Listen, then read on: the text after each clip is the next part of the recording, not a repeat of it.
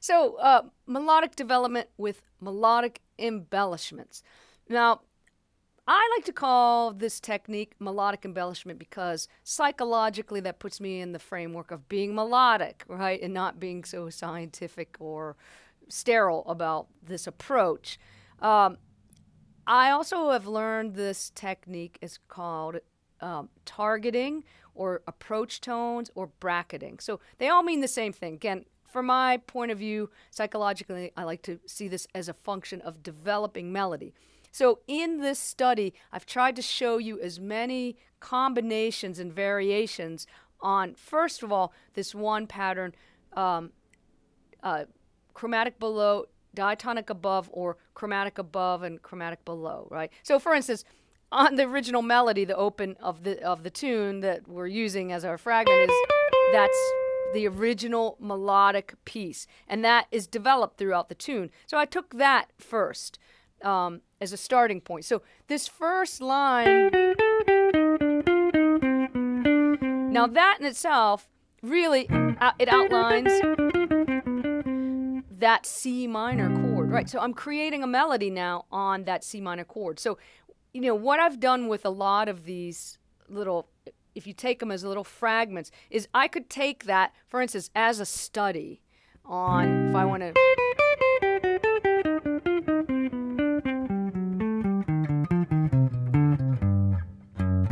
right? I could take that through all the chord tones. In that case, I'm just really using the triad. Now, and that's a starting point because what I tried to show you in this etude is different ways I can displace that.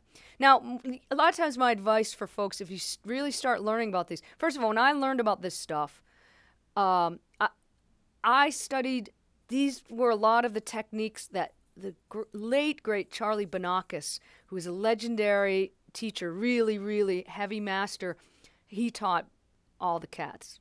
You know, Mike Stern and the Brecker brothers and Bob Berg, and I mean, Vic Juris, you name it, folks have studied with this guy. And this is one of the cores of his technique of melodic development. So, you know, maybe you start with this, something like this. You know, I could take this through, I just have the C minor triad. And maybe just treat it as a technical study at first, you know, like don't worry, and I've used that word worry, like I'm really worried about this. Don't concern yourself like, how am I going to use it yet or what? Just maybe treat them as fun little, I always call them little knuckle busters, you know? You get them up and running. They'll develop great technique, but they'll also get in your ear. So I have to say, when I first learned about this, I was transcribing a Coltrane solo, actually in C minor blues on Mr. PC, live at the Village Vanguard. And I was transcribing it and I was playing along with it, but I didn't understand what are all those other notes, right? They weren't scale tones. They weren't per the scale. Where's he getting those notes? Where are they come from? And soon as this was introduced to me, the light went off. Of course, those chromatic notes, non-diatonic notes, are there to outline the harmony clearly, right? So again, you know, earlier in the intro to this, I was talking about these are techniques of making melodies that go through time, of great melodies. So anyway, if you want to just take this, you know, if you took this all the way, followed it through all the way to all the chord tones, or in this case, all the triad tones. But again, I'm grabbing that from the melody, right? So that's really the first place where I'm starting with this. Again, I do this now on a G minor chord.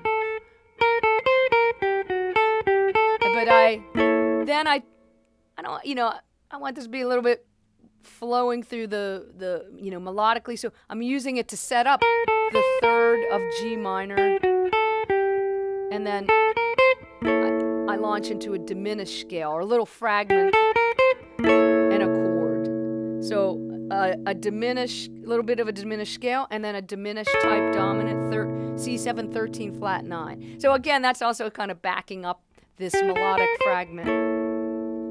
So I did use a little bit of a scale. Then again, there's to the fifth, to the third, and also too, this is great for your ear. This really helped my ear when I started work on this stuff, because if I took this all through the triad. I could even think of to the fifth, to the third, to the root, to the fifth, and to the third, and to the root. And that is going to open your ears up to really hearing those chord changes that define the harmonic structure. So to the third, to the fifth. Now I flipped it around this time. So that's another variation. So we've been going on. So you're starting on the note, on your target, if you want to call it your target. I'm starting on the fifth, and I'm going away, below, and above. But now I'm starting below, above, and now I hit my target. So these are all little subtle variations in the phrasing, but this is when it really gets fun. Later on, when you get these under your belt, or really under your fingers and in your ear, you can start to phrase them in different, you can place them and displace them and use them, stretch them out. So again, my advice usually, if you're just starting with this, treat them as a little technical study and just, play them up and down and get them under your hands. And after a while, it's going to be, the light will go on. You go, oh, I know how to use this. Because also you're going to hear it. You're going to start to recognize it. So anyway, I have that to the fifth.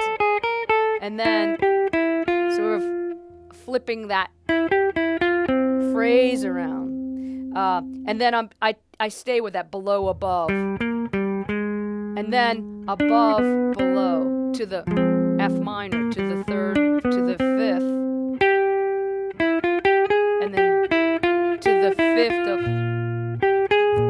of B flat, right? So I'm setting up the chord tones with this little technique. So anyway, I guess my idea was try to show you as many variations as I could in a short amount of time that you can just take them and run with them. So that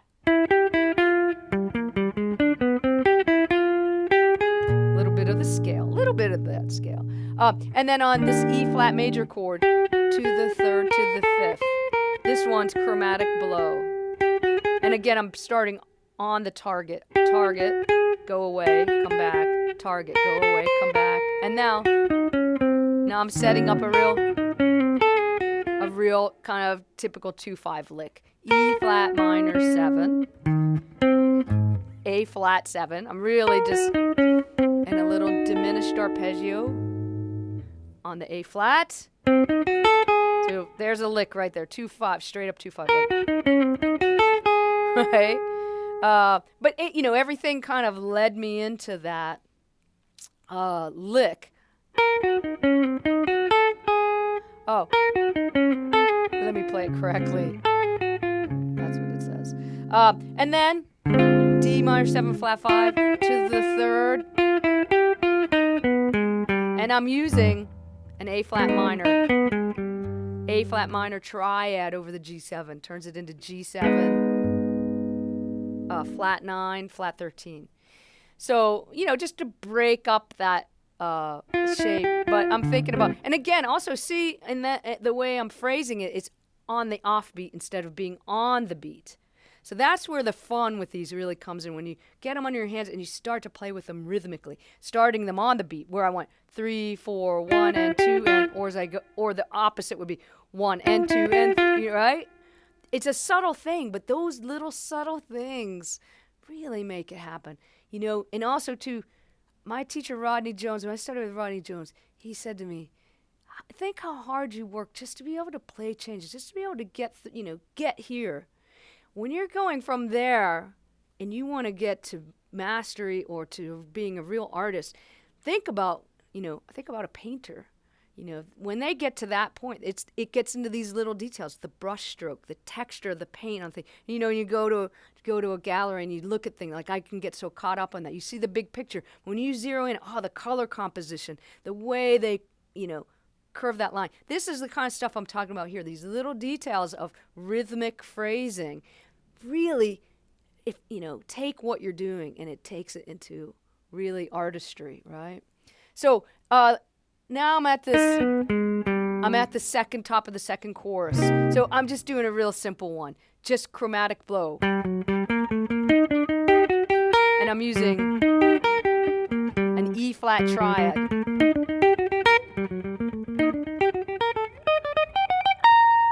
When you play those tunes, it sounds like, oh, maybe this is Paganini, or this is, you know, like it's the same.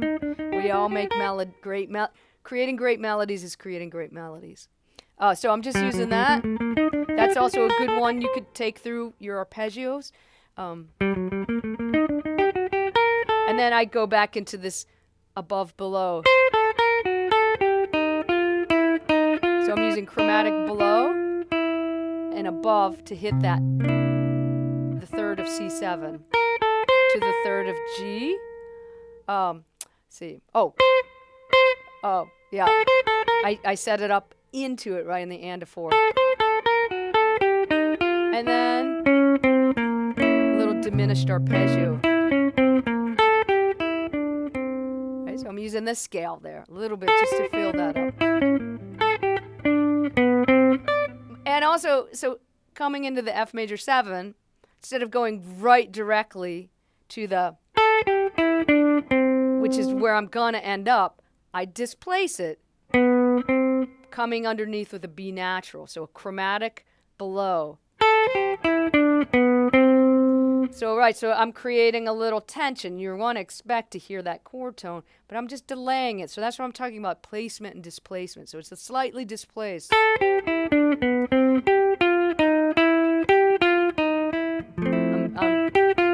Chromatic above and below the 7th. And then, so just to balance that out a little bit. But, you know, again, you know, when you sit down and just take a look at these as little cells that you can take and put into your practice cycle. Now, I wanted to get in a little bit, because mostly I've just been dealing with this diatonic above, chromatic below, or chromatic above and below, because there's so much you can do with that. I just wanted to show a little bit on that F minor 7. I'm setting up the 9th with total chromatic. So that's sort of the next layer up. Is we have these simple embellishments, chromatic below, diatonic above, and then combinations of that. Then, so we would call that at least I call them the simple melodic embellishments, right? The most, you know, and again, these are everywhere. Then we start to layer in more chromaticism. You get longer lines. So think about somebody like the way Mike Stern plays. He plays these long chromatic, or any, you know, these great horn players like Coltrane and stuff will play these long. Again, you might be looking, if you're transcribing, go, where are those notes coming from? They're not in the scale. They're not in the chord. Where they're coming from somewhere is that their chromaticism that accentuates the chord changes. So in this case, I'm just using it. You could call it 3 above, 3 chromatic above. That's my target again. And then I got a little diminished lick in here. So that, if I took that, if I finished the whole line of that, it's just a little fragment of, but it's a kind of nice.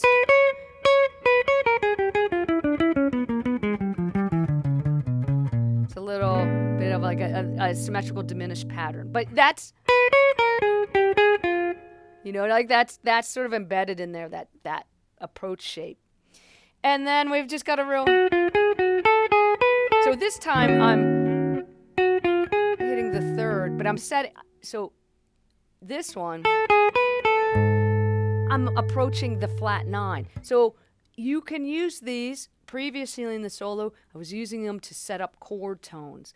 You can use them to set up extensions or substitutions as well, right? So that's sort of the next layer up. My recommendation is start with these with the triads, you know, the simple studies, develop them on 7th chords, and then start to use them, for instance, on this case, to set up the flat 9, right? You know, so that's sort of another layer of fun with these. So to the 3rd, and then a little, right, to the 3rd of D minor 7 flat 5. So this time I'm starting on actually chromatic below. Right, there's my target. So if, you know, think about something like.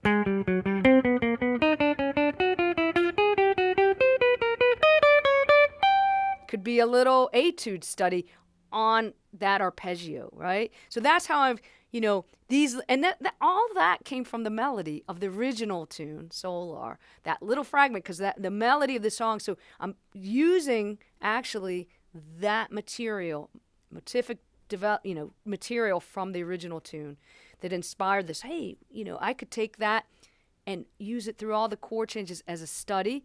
Again, builds up some technique. Now, when I go to solo in real time, improvising, I'm not going to be so methodical. But doing all that work ahead is going to give me so many variations on that sound and approach. Then I can just, dive into the great beyond and have fun with it. So I hope that will be your experience, taking some of these ideas, take the little cells down, working them through, applying through this tune or any tune. You'll develop some chops, some facility, and some great melodic ideas.